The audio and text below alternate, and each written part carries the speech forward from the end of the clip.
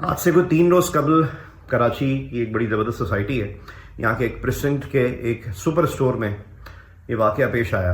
वाक़या कुछ यूँ था कि एक टीनेजर लड़की, जो मैंने देखा मैं वो बता रहा हूँ आपको।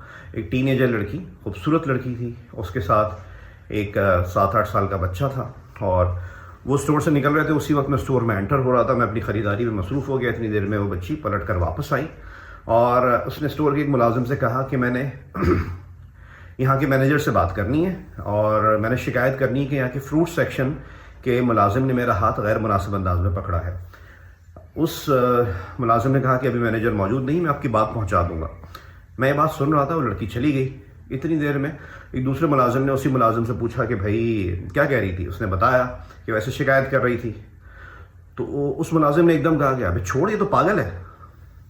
यहाँ फिर मेरा कन्फ्रंट करना बनता था। मैंने उस मुलाजिम को कन्फ्रंट किया। मैं थोड़ा उस पर लाउड भी हुआ और मैंने बोला कि आप किसी स्पेशल चाइल्ड को पागल कैसे कह सकते हो, और दूसरा आपको अंदाज़ा है कि वो शिकायत क्या लेकर आई थी।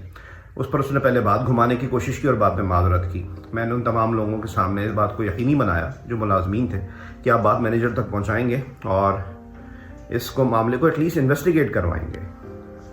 अब ये बात आपसे शेयर करने का मकसद ये है कि भाई पहली बात कि आप बग़ैर किसी बड़े के ऐसे बच्चों को जो मेंटली थोड़ा सा वीक होते हैं, इनको ऐसे ना छोड़ें। हमारी अखलाकियात तबाह हो चुकी हैं।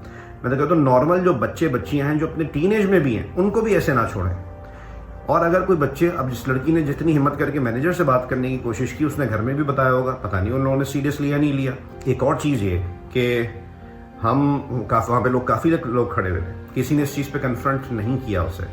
तो इस तरह की पुलिसिंग हमें करनी पड़ेगी और हमारी अखलाकियात तबाह हैं। इसमें सोसाइटी के मैं नाम नहीं ले रहा क्योंकि इंफ्रास्ट्रक्चर देना उनका काम था, अखलाकियात देना उनका काम नहीं है। स्टोर का नाम मैं यूँ नहीं ले रहा कि किसी के कारोबार को नुकसान पहुँचाना मेरा मकसद नहीं है।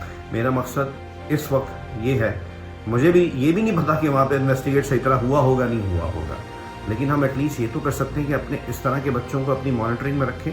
और अगर इस तरह के बच्चे हमारे स्पेशल चाइल्ड नहीं भी हैं तो हम अपने बच्चों को, स्पेशली जो टीनेज में भी चले गए, उन पर खुदारा, क्योंकि हमारी अखलाकियात तबाह है हमारी सोसाइटी की, उन पर नज़र रखें, उनकी सुने।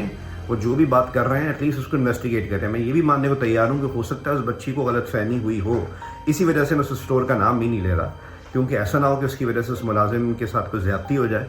तो लेकिन एटलीस्ट एड्रेस तो हो, चलें एड्रेस हो ना हो, हम अपनी हद तक तो कोशिश करें कि अपने बच्चों का ख्याल रखें।